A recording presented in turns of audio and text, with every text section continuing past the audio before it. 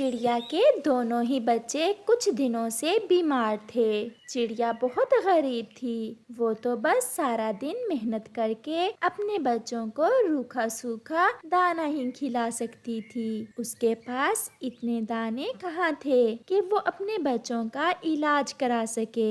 समय पर दवा ना मिलने के कारण अब उसके बच्चे कुछ ज्यादा ही बीमार हो चुके थे।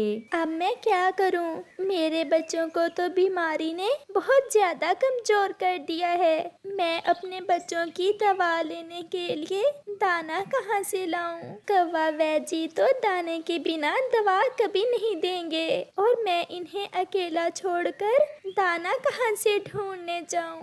मम्मा, मम्मा, मुझे बहुत चक्कर आ रहे हैं। मेरा शरीर जल रहा है। मुझे दवा ला दे, नहीं तो मैं मर जाऊंगी। मम्मा, मुझे भी बहुत चक्कर आ रहे हैं। मम्मा, मुझे भी दवा ला दे।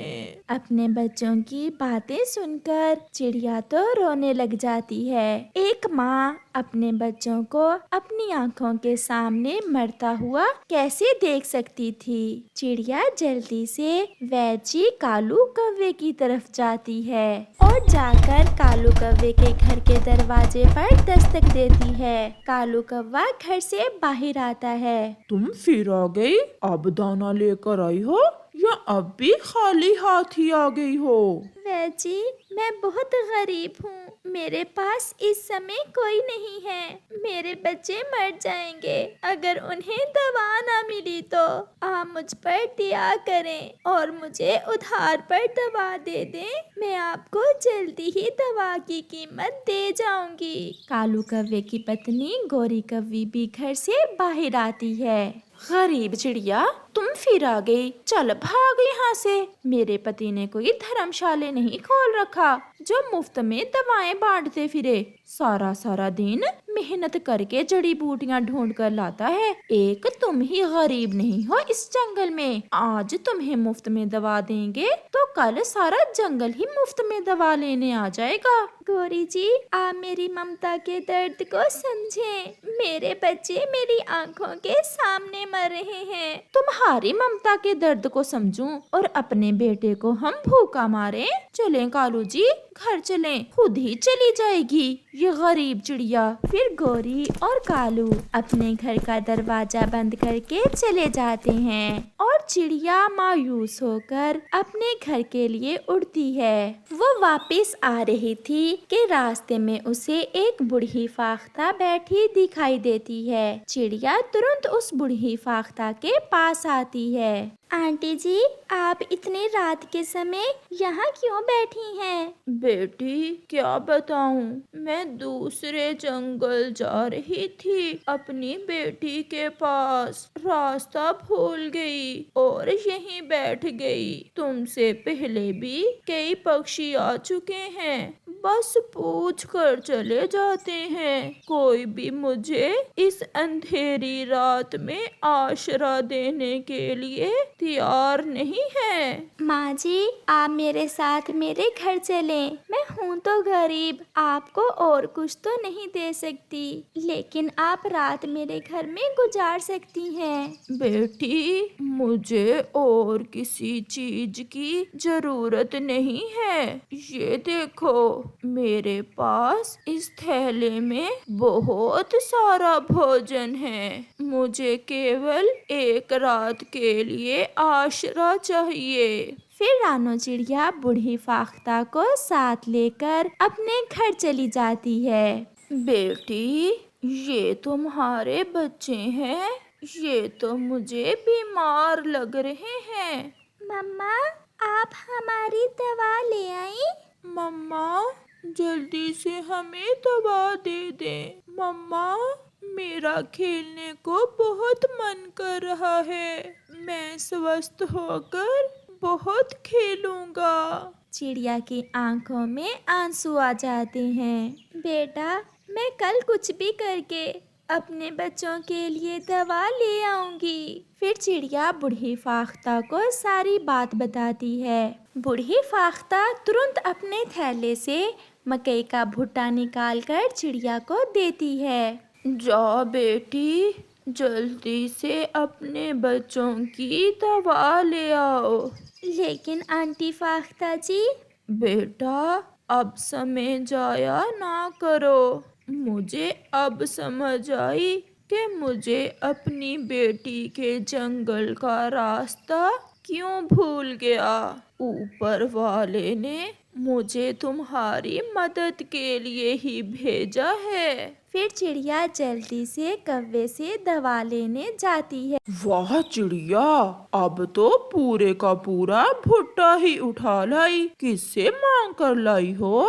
कालू जी छोड़ो, अब मेरी चिड़िया बहन को सबसे अच्छी वाली दवा देना। फिर चिड़िया कालू कौवे से दवा लेकर वापिस आती है और घर आकर अपने बच्चों को दवा पिलाती है। बूढ़ी फाख्ता चिड़िया और उसके बच्चों को पेट भर भोजन खिलाती है और वो सब सो जाते हैं। अगली सुबह फाख्ता चिड़िया से कहती है, बेटी, अब मैं जा रही हूँ। तुम्हारा बहुत बहुत धन्यवाद जो तुमने मुझे रात अपने घर में रखा। ये जो मेरा भोजन वाला थैला है, तुम अपने पास रख लो। मेरी बेटी तो बहुत अमीर है, उसे भोजन की क्या जरूरत। और वैसे भी मुझसे ये थैला उठाकर ज्यादा उड़ा भी नहीं जाएगा। ऐसा कहकर वो बूढ़ी फाख्ता चिड़िया के घर से चली जाती है और चिड़िया अपने बच्चों के साथ खुशी खुशी का जीवन बिताती है।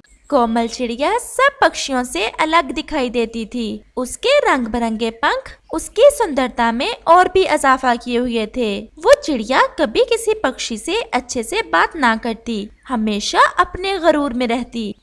मैं कितनी सुंदर हूँ, शायद ही कोई पक्षी इस जंगल में मेरे जैसा हो। पास में बैठी उसकी मम्मा उसकी ये बात सुन रही थी। बेटा, ये गरूर अच्छा नहीं होता। ये सुंदरता लंबे समय के लिए नहीं होती। अपनी जिंदगी ऐसे गुजारो कि दूसरे पक्षी तुम पर गर्व करें। कभी कभी ये सुंदरता और दूसरों से अलग रहना हमें नुकसान भी देता है। लेकिन कोमल कभी भी अपनी मम्मा की बात पर कान न धरती, हमेशा सुनी अनसुनी कर देती। ओए तोते के बच्चे, ये दाना मेरा है। नहीं नहीं कोमल दीदी, मैंने ये दाना खुद से ढूंढा है और मुझे बहुत जोरों की भूख लगी हुई है। अगर ज्यादा दाने होते तो मैं तुम्हें उनमें से दे देता, लेकिन मेरे पास सिर्फ एक ही दाना है और वो मैं तुम्हें नहीं दूंगा। तो फिर लड़ना है क्या? नहीं, मैं लड़ना नहीं चाहता आपसे।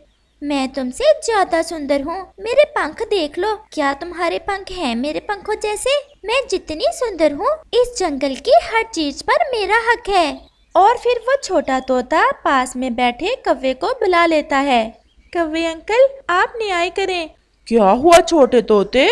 अंकल, ये चिड़िया मेरा दाना छीन रही है, कह रही है कि मैं ज्यादा सुंदर हूँ, इसलिए हर चीज पर मेरा हक है। और कौवा कोमल चिड़िया को समझाने की कोशिश करता है। चिड़िया, तुम सुंदर जरूर हो, लेकिन किसी को तुम्हारी सुंदरता से क्या गर्ज। तुम ऐसी हरकतों से बाज आ जाओ, किसी दिन तुम्हें नुकसान पहुंचाएंगी तुम्हारी ये आदतें। सब जलते हैं मेरी सुंदरता से। ऐसा कहते हुए वो चिड़िया वहाँ से चली जाती है।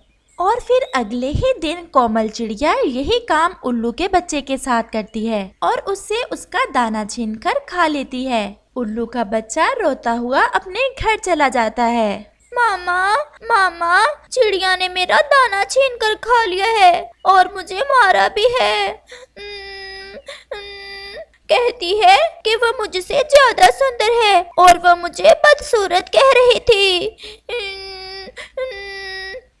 ए जी, सुनते हो क्या? अब ये चिड़िया का बच्चा हमारे बच्चे को मारने लगा है। बातें तो तुम बड़ी करते हो, मैं सबसे ज्यादा बुद्धिमान हूँ, मैं सबसे बड़ा चुगलखोर हूँ, लेकिन उस चिड़िया के बच्चे का तो कोई उपाय तुमसे हो नहीं पाता। और पापा उल्लू उस बात को अपनी बहुत बेइज्जती समझता है और सोचों में डूब जाता है कि कैसे उस छोटी चिड़िया को सबक सिखाया जाए। कोमल, हमारा परिवार उल्लुओं से बहुत कमजोर है। तुम्हें किसने कहा था उल्लू के बच्चे को मारने का? अगले दिन कौवा भी तुम्हारी शिकायत लगा रहा था। आखिर तुम क्या करना चाहती हो? मम्मा सब झूठ, सब जलते हैं मेरी सुंदरता से। सुंदरता सुंदरता, हर समय सुंदरता, कोई और बात तो तुम्हें आती ही नहीं। उधर उल्लू भी बहुत गुस्से में था और अपने बच्चे की मार का बदला लेना चाहता था और उल्लू अपना जाल बिछाना शुरू करता है। ये अमरूद मेरे किस काम का? मैं तो खाकर इसे जाया ही करूंगा। काश इसे कोई सुंदर पक्षी खा लेता। मैं तो हूँ ही बदसूरत, लेकिन क्या करूँ, कोई पास में जो नहीं इतना सुंदर पक्षी। कोमल चिड़िया जो पेड़ पर बैठी ये सब सुन रही थी, जल्दी से उल्लू के पास आती है। उल्लू अंकल, मैं आपको कैसे दिख रही हूँ? वैसे आपके बेटे ने भी तो आपको बताया होगा कि मैं कितनी सुंदर हूँ। सच में तुम तो बहुत सुंदर हो। मैं तो बाकी पक्षियों की बातें सुनकर यही सोचता था कि वो सच्चे हैं कि नहीं। तुम इतनी सुंदर नहीं होगी, लेकिन आज जो देख लिया तुम्हें तो विश्वास आ गया। सच में तुमसे सब जलते हैं। लो ये खाओ अमरूद, और मैं देखता हूँ कौन रोकता है तुम्हें खुद को सुंदर कहने से, और कौन खाता है सुंदर चीजें तुम्हें दिए बिना। आपका धन्यवाद उल्लू अंकल, जो आपने मेरी पहचान की। और ऐसा कहते हुए कोमल चिड़िया झट से वो अमरूद खा लेती है और वहाँ से चली जाती है। हा हा हा, अब मजा आएगा। पागल चिड़िया, अब तुम्हें पता चलेगा कि किससे पाला पड़ा है। कोमल चिड़िया भी अमरूद खाकर अपने घर चली जाती है और अपनी मम्मा को सारी बात बताती है। देखा मम्मा, अब तो आप भी जान गए ना कि पक्षी अब मेरी पहचान करने लगे हैं। मैं जान भी गई। और माँ, ये इतना सुंदर पंख कहाँ से आया है? ये तो मेरे पंख की तरह ही सुंदर है। और कोमल चिड़िया थोड़ी देर के लिए सो जाती है और वो जैसे ही सोकर उठती है, उसके घोंसले में तो पंख ही पंख पड़े होते हैं। कोमल चिड़िया ये देख डर जाती है। ये क्या, मुझे तो ये पंख मेरे ही लग रहे हैं। मेरे पंख कैसे उतर गए सारे के सारे?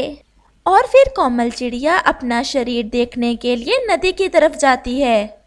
उसके शरीर पर सिर्फ कुछ ही पंख बचे थे। वो बहुत मुश्किल से गिरते पड़ते नदी पर जाती है और जैसे ही अपना अक्स नदी में देखती है, वो खुद को पहचान नहीं पाती और चीखने लगती है। वो खुद को पहचानती भी कैसे? उल्लू ने जो अमरूद उसे खिलाया था, उसमें ऐसी दवा मलाई हुई थी जिससे चिड़िया के सारे पंख उतर जाते हैं और वो गंजी हो जाती है। कोमल चिड़िया शाम तक वहीं छुपकर बैठ जाती है और फिर कुछ देर बाद तोता और कौवा भी पानी पीने नदी की तरफ आते हैं। वो जैसे ही चिड़िया को पेड़ के पीछे छुपा देखते हैं, उसका गंजा शरीर देखकर उनकी तो हंसी ही नहीं रुकती।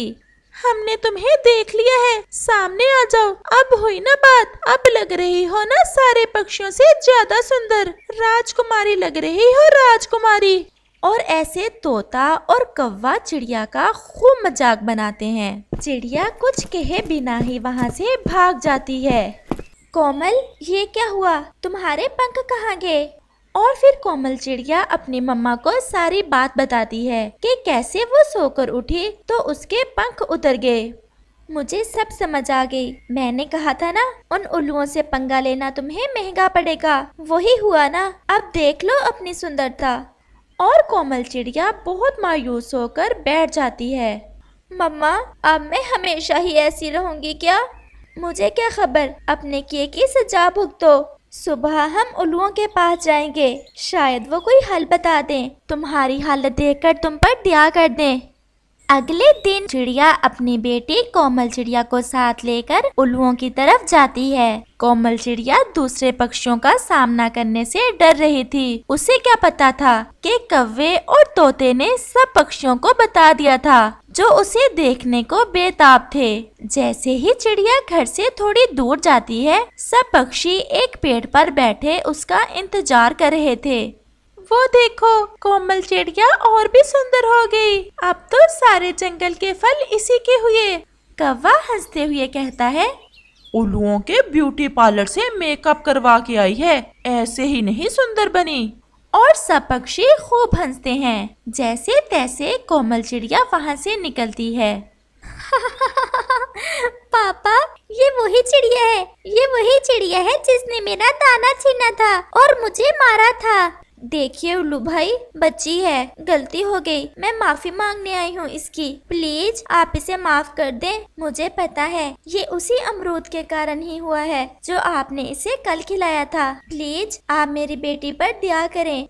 उल्लू जी, अगर कोई हल है तो बता दें इसे, इतना ही काफी है इसके लिए।